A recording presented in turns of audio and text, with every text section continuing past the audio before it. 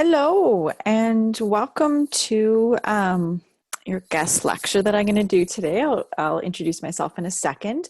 Colonialism, Anti-Black Racism, Shaping Disablement and Constructions of Disability, and ways community is intervening and responding.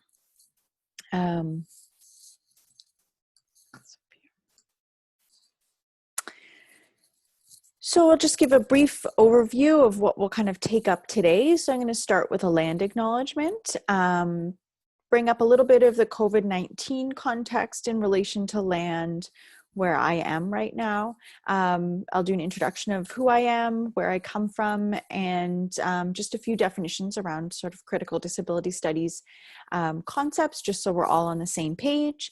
And then we'll talk about some histories informing the present, so around colonialism and anti-Black racism and specifically, and then think a little bit about what that looks like today and futures.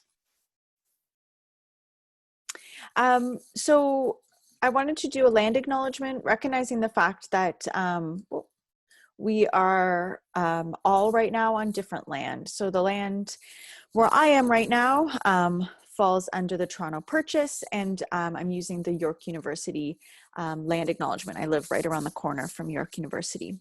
So we recognize that many Indigenous nations have long-standing relationships with the territories upon which York University campuses are located that precede the establishment of York University. York University acknowledges its presence on the traditional territory of many Indigenous nations. The area known as Toronto has been caretaken by the Anishinaabe Nation, the Haudenosaunee Confederacy, and the Huron-Wendat. It is now home to many First Nation, Inuit, and Métis communities. We acknowledge the current treaty holders, the Mississaugas of the Credit First Nation. This territory is subject of the Dish with One Spoon Wampum Belt Covenant, an agreement to peaceably share and care for the Great Lakes region.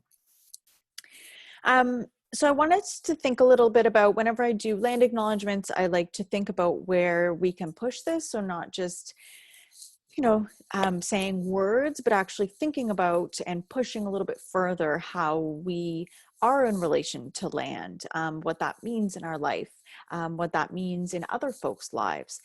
So where do we want to take this land acknowledgement today? So I wanted to think a little bit about pushing today's land acknowledgement in sort of thinking about the context of COVID-19 and the land that York University occupies.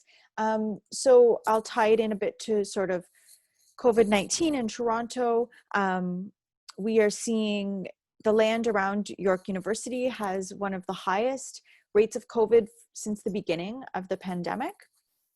And there's a strong relationship between people of color and who is experiencing the brunt of this pandemic in Toronto. So data recently is telling us that 83% of cases in Toronto, COVID-19 cases, are people of color. We know that folks, Black folks, racialized folks, and Indigenous folks are feeling the brunt of this pandemic. Specifically in this area, there's been a lot of need for access to food now during the pandemic. So there's a community farm that sits right next to York University that has been doing some kind of land back, sharing land with Indigenous folks and having access to growing medicines in the area. And they do emergency food boxes with fresh food for folks who live in this area around York University, kind of known as the Jane Finch area. And so there's been a lot of mobilization of folks in the area saying that the problems experienced in this area around access to good fresh food, access to housing, access to medical care, all those kinds of things that we need to live well have been severely impacted by COVID-19. So there's long histories behind marginalization of this area, but COVID-19 has sort of intensified what folks are living. So that's sort of the story of what's happening right now around this land at this moment in terms of the COVID-19 context.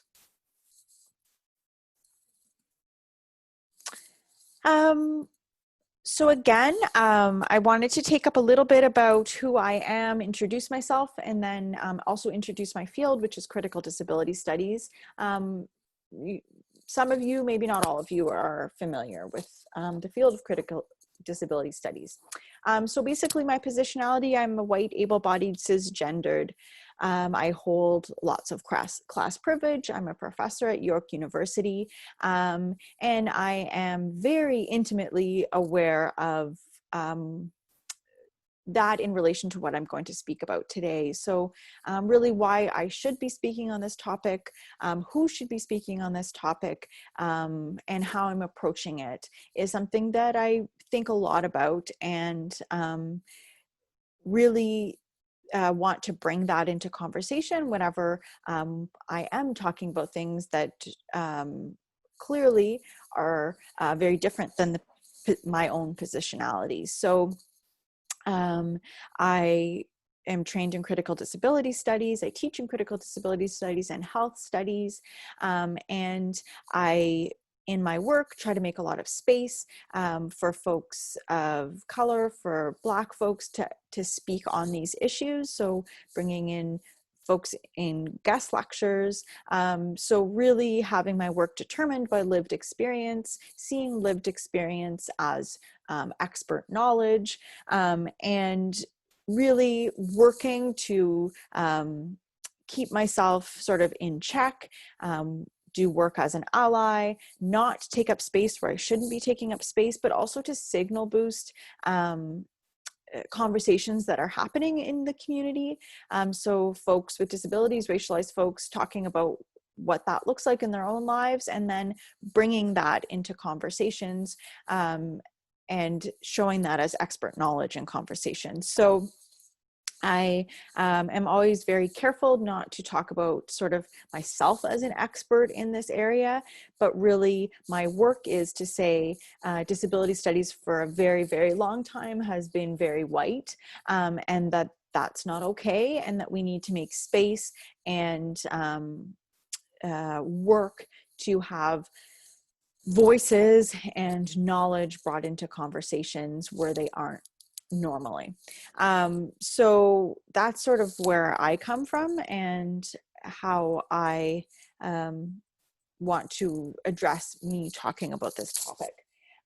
So critical disability studies really understands disability as relational. So approaches the study of disability from real interdisciplinary areas, perspectives. We question cultural narratives and discourses that just think about disability as inherently tragic for individuals and families.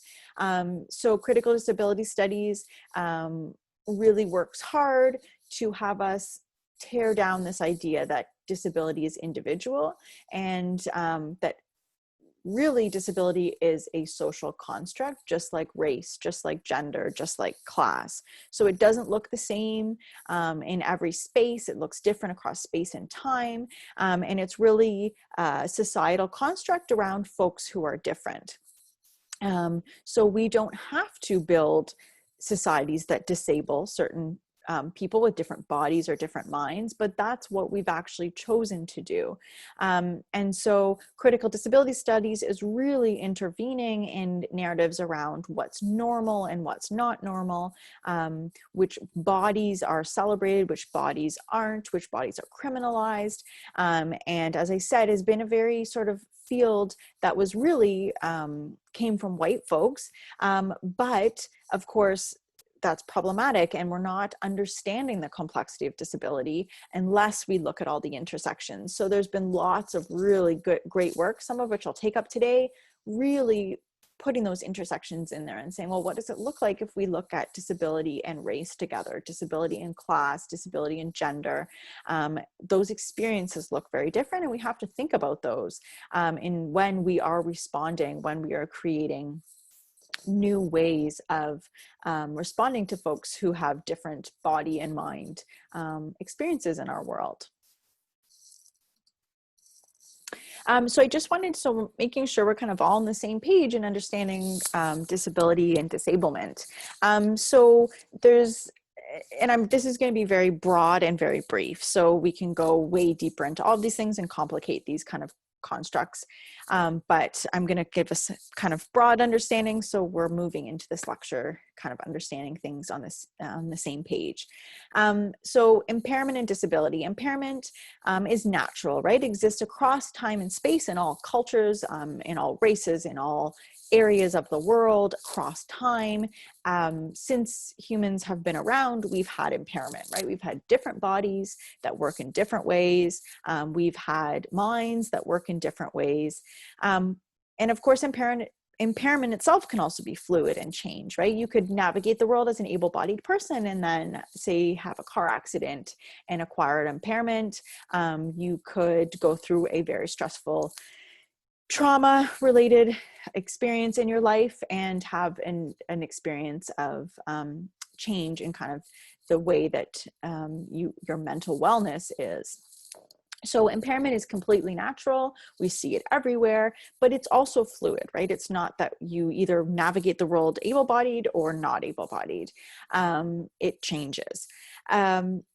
Disability is what is not natural. So disability is what we construct around folks who are different. And this really changes across time and space. An example that is often sort of given here to really understand this concept is if we think about in, say, South America, shaman are seen as, folks who might be labeled as having a mental illness in the north, but they are held up as, holders of knowledge, as very important people in a culture. People would go seek advice from a shaman. So that example kind of shows us how we construct something very different around folks with different bodies or different minds. So in one culture may be celebrated, in another culture are demonized or criminalized or marginalized, or intervened on and told that they need to do something to change that about themselves. So this idea that impairment's very natural, it exists everywhere, and it's disability that's not natural. It's disability that we create in terms of policy, laws, programs, interventions around folks who have natural impairments.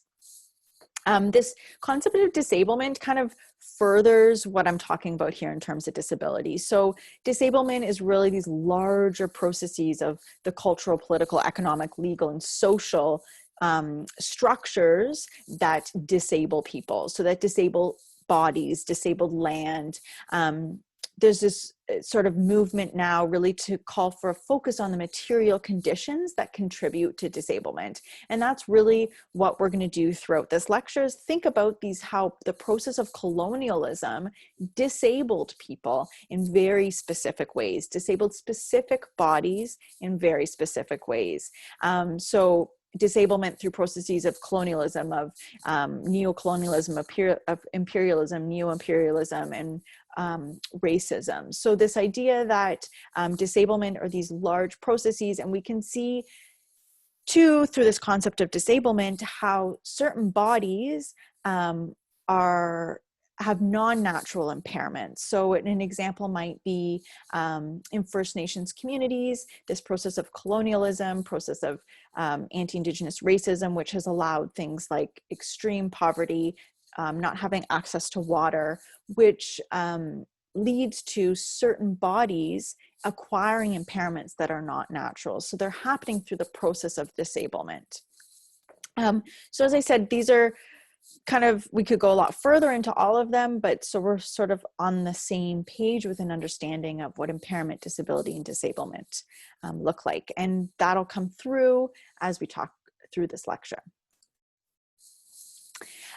So as I started saying, disability study as a field is very white and Eurocentric, right? So all the theorizing of what the experience of disablement and disability are have been through, have been through experiences of white folks, right? So disability studies really was born in the UK through white folks, very Marxist leanings, folks with impairments themselves, disabled folks, theorizing and thinking through what that looks like and what needs to change and imagining futures.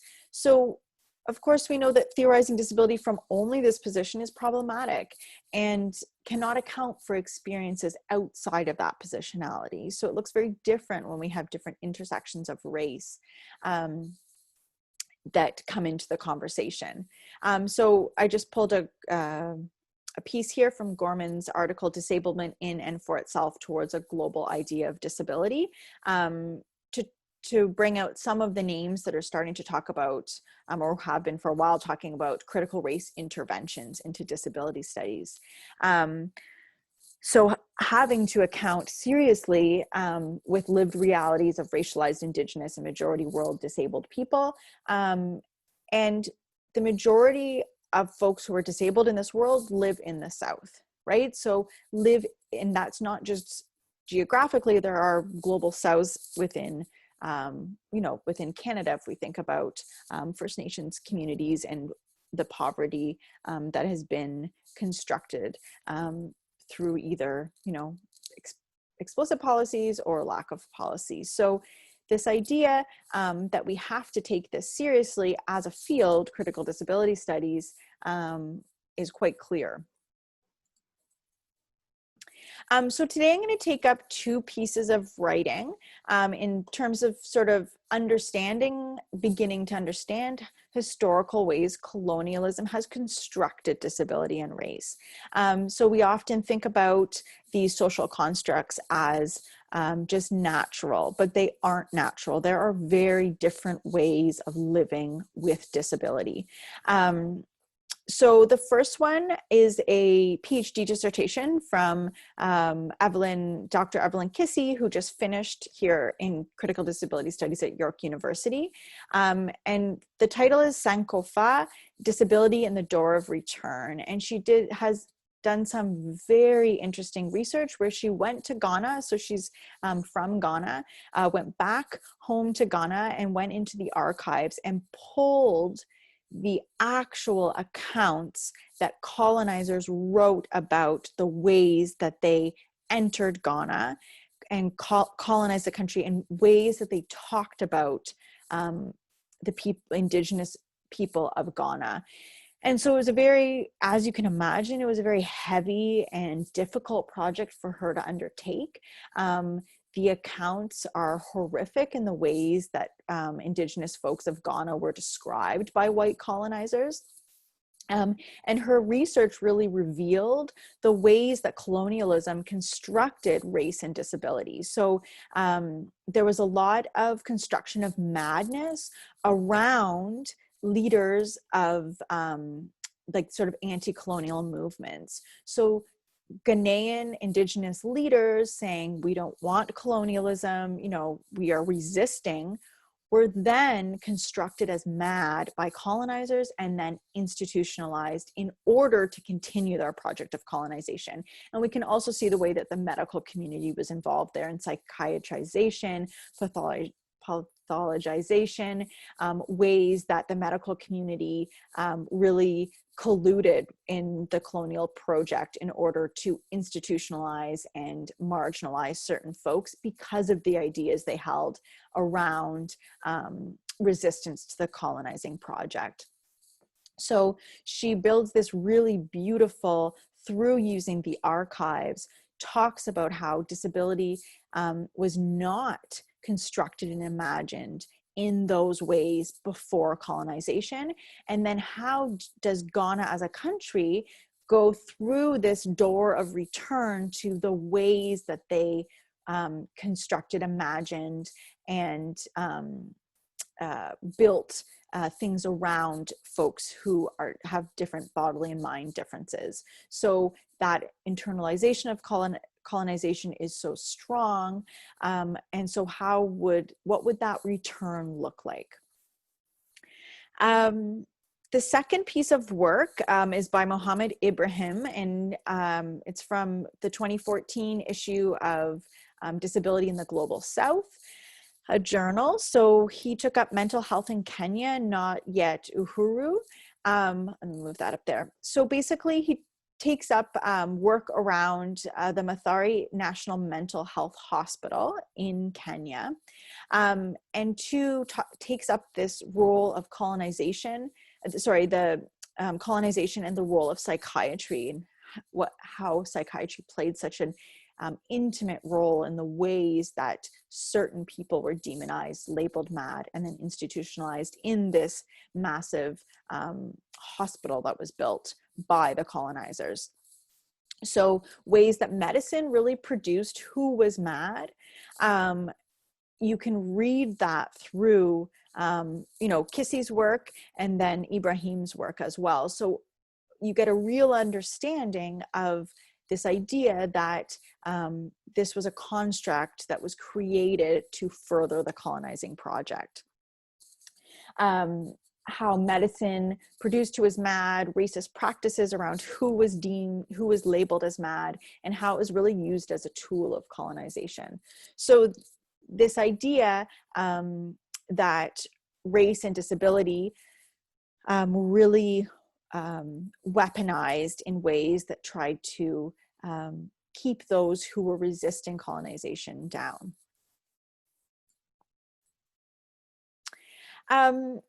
So again, I want to constantly highlight this sort of speaking back to these processes. So again, this journal, it's a great journal, Disability in the Global South, published the Cape Town Declaration, which is a Pan-African network of folks with psychosocial disabilities. So labels of mental illness, labels of madness, and they put out this declaration to speak back to this long historical processes that are still happening. And so they're a collective of folks working together, formally established in Uganda. The second Congress was held in 2011 in Cape Town. And they came out with this beautiful statement that basically says, quote, "We are people first. We have potentials, abilities, talents, and each of us can make a great contribution to the world. We in the past, presently, and in the future have, do, and will continue to make great contributions if barriers are removed." End quote. So this idea that it's not about disability living inside individual people's bodies, but it's really barriers that create disablement around folks. And this idea that you can see there at the bottom, diversity is beautiful. So it's this move towards celebrating and embracing diversity instead of demonizing or saying that these differences somehow need to be changed in people, somehow need to have, medical intervention, need to have rehabilitation intervention. That's all disablement. That's all trying to change how folks are instead of putting it back on society to change. So say if we remove some of these barriers, then folks could live lives to their fullest. It's those barriers that stop people. So I want to take up, I'm not going to spend a long time here. I put the link so you can go and check it out yourself, but I want to think about this intersection today of disability and race and what that looks like. So what are experiences of madness at those intersections of race and disability? So this summer, there's a neighborhood in Toronto called Little Jamaica, and at the end, August 31st, 2020, there was a incident that happened. And so I really want to highlight this as a real place where we can understand this idea of communities responding to distress in their own ways, and how that can happen, and the ways that we've created responses to people who are experiencing distress are in fact disabling and look very different when we see them at this intersection of race and disability. So what happened in broad strokes on August 31st, 2020, there was sort of kind of a block party happening in this neighborhood, and someone kind of had an experience of emotional distress, jumped on top of a car and was dancing, but it was also sort of inflicting damage on this car. So someone phoned the police, and I think it was upwards of 50 police came. So the response right there in a neighborhood that is being overly policed, a population that's overly policed, right there we begin to see, how we respond to folks in distress who live at this intersection. disability and race. So the police arrive, and folks in the community were already responding to this person who's experiencing distress. They were trying to talk to them, bring them down off the car, respond in ways that were full of care.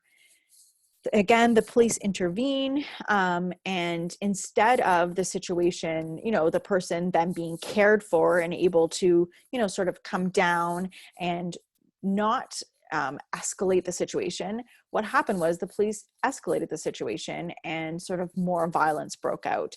So you can read the account from the community themselves through these posts that were posted on Facebook. But I think it's a very clear example of the ways that communities can care for folks who are in mental distress, that mental distress comes from long histories of trauma, from things like living racism, poverty. All of those things create conditions where people cannot thrive well and then end up in mental distress. So this idea that communities know how to respond, we're trying to respond, but because of the way that we've constructed race and disability, the police were involved and respond in very harsh ways. And so the situation, instead of de-escalating, actually escalated. So what would it look like if communities had more resources in order to care for each other instead of state sanctioned violence by police coming in and responding to very normal human experiences of distress? So this idea that there's long histories between the ways that power relates to folks who are living at these intersections. So we can see this experience as having a deep history in the way that experience through colonization happened. So I want to really think about how we respond to folks living at different intersections. If it was, a white person experiencing this same distress, would we have seen that amount of police presence? Would we have seen that amount of violence escalate? Maybe if they lived at, other intersections as well, yes. But we have to think about how these constructs of race, disability, of class, all create a specific sort of situation or response from the state that doesn't have to be. We can do it differently. And actually folks in the community were doing it differently until the police intervened. Here there's, we don't have as much research in Canada yet about these kinds of experiences. We don't collect as much race-based data as they do in the United States. So there's a great article in Teen Vogue, which is doing some good stuff in the last little while. This article, one of the women, Valissa Thompson, is a Black woman with a disability who's very active on Twitter. You can follow her. She does really, really interesting stuff. So they wrote an article, Black girls with disabilities are disproportionately criminalized. So looking at those intersections of race, disability, and gender, and how that creates a very specific kind of response from authorities, from those who hold power in educational systems. So this idea that girls who live at these intersections are criminalized in very different ways. So why is that happening? Why are we responding in such criminalized ways to young children? So again, this production of disablement around certain bodies, we can track that through time and space. And when we understand how that's happening, we can then make interventions and respond in different ways. But until we can understand how it's happening, we aren't going to be able to respond. So one of the kind of ways that the community has responded to this kind of violence at those intersections in the educational context, here in Canada, we have the only Afrocentric school just right around the corner from York University, the Afrocentric Alternative School, which is housed in the regular Toronto District School Board So it's a public school that, any kid can attend. And the reason why this school was formed 10 years ago was to meet that exact situation of what kids in the TDSB are living at the intersections of race, of class, and ways that is doing violence on them. We know data in the TDSB shows that special education and behavioral classes disproportionately are made up of Black boys. What's happening at those intersections? Why are Black boys being labeled at much higher rates in terms of behavior and disability? Something's happening there, right? So this community kind of response was, how are we going to keep our children safe? If our children are being criminalized at such a young age, are being labeled with these labels, which actually, I have a colleague at York whose research shows when you're labeled at a young age in terms of spec ed or behavioral, how many kids actually go on to college and university after those labels at a young age. And it's very, very, very few. It's the pathways out of that are so tiny. And so how that shapes people's lives in the future. There's a great article, How Racism Impacts Your Health by Dr.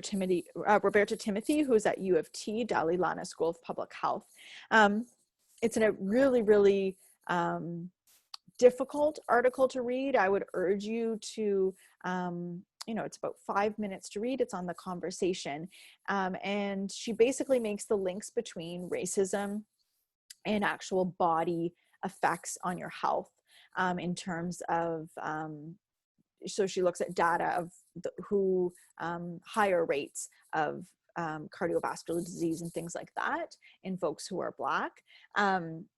So basically, some of the ways that she brings up that are ways that we can respond to that is, she asks the question, what if the Afrocentric Alternative School, which is, as I mentioned, the only one in Canada, was well resourced and supported, basically as a health strategy to combat the early stigmatization and violence experienced by school-aged Black children. So what could that look like? The previous slide, we saw this intersection of, Black girls being criminalized. Well, at the Afrocentric school where all the teachers are Black, you can see that picture up in the top right-hand corner. Instead of, majority being white teachers in schools, how would that affect this criminalization, right? This process. What if, all Black children had access to an education that centered them, that celebrated them, that protected them from racism at a young age? But again, we only have one of those schools, and it's under-resourced. And so not all, only a tiny few little kids each year get to have access to this kind of educational environment. So kind of moving to COVID-19 context as we're living right now. So there's been calls in Canada to collect race-based data in terms of health data for years. And now with COVID, because it's sort of the extreme inequities that are really being hyper-focused now, that of course folks have been talking about for years, but have become more mainstream now. So Toronto Public Health released new sociodemographic COVID-19 data. So we're actually collecting race-based data in Ontario. I'm not sure actually, you could look in Alberta, whether it's happening in Alberta or whether it's just in Ontario, I'm not sure. But basically, as I mentioned at the beginning, what we are seeing is a very stark picture of who's living the brunt of the pandemic. So 83% people with reported COVID-19 infection identified with a racialized group. So we are seeing a very disproportionate pattern of who is being infected with COVID-19. And that, we need to look at all of the social determinants to understand why that's happening. 51% of reported cases in Toronto were living in households that could be considered lower income. So we see the ties to poverty. 27% are among individuals who live in households of 5 or more people. So we know we have a housing crisis in Canada, an extreme housing crisis in Toronto, and especially in specific neighborhoods where COVID is being concentrated. And we know that, you know, if you get COVID and you're told to self-isolate and you live with 5 or more people in a 2-bedroom apartment, it's actually impossible to self-isolate. That's not going to happen. So what kinds of interventions do we need here? In Cuba, they have quarantine centers. So when you are, you know, tested and you have COVID, instead of saying go home and isolate, you go to a quarantine center, and that's where you isolate, because Cuba is taking, you know, community health, public health seriously, and knows that if you ask someone to go home and self-isolate and they live with 5 or more people, it's not possible. So now that we're collecting this race-based data, we can make very different kind of policy responses to what's happening.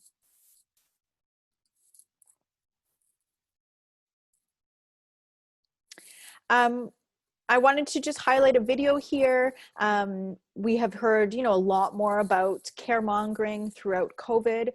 There's a really great organization in Hamilton, Ontario, just next door to Toronto, called Disability Justice Ontario Network. They do really rad disability justice mobilizing, organizing work, and immediately they began to organize disabled racialized folks caring and nourishing each other during COVID-19. So they started basically a sort of food pantry in a basement of a church, and began to get food out and other sort of items, you know, like toiletries and things like that, to predominantly disabled racialized folks, but really anyone who needs it. And so it's this really tangible example about the ways that disabled folks have been caring for each other for so long, because of the ways that the state has not cared for folks. So here in Ontario, when the pandemic started, one of the policy documents was leaked early that talked about who would be able to access a ventilator or not.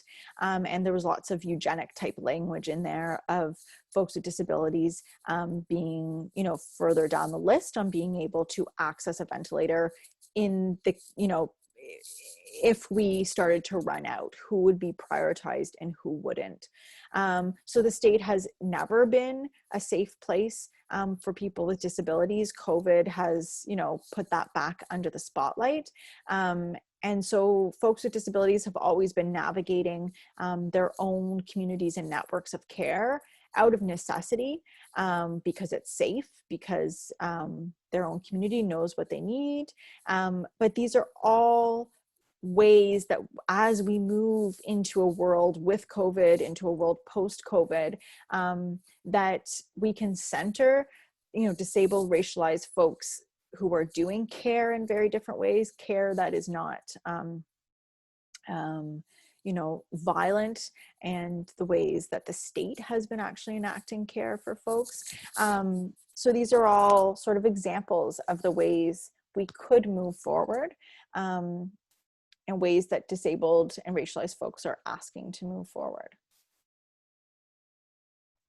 I just wanted to throw up this Google Doc. It's a project, I think, that started maybe out of Ryerson disability studies folks. It's basically a Google Doc that people are kind of compiling collectively around articles, books, writings, blogs at the intersections of disability, ableism, colonialism, racism, white supremacy. So if this is an area that you're thinking about, you know, learning more in, about writing one of your pieces for this course in, you can go to that Google Doc and see the kinds of resources that people are compiling.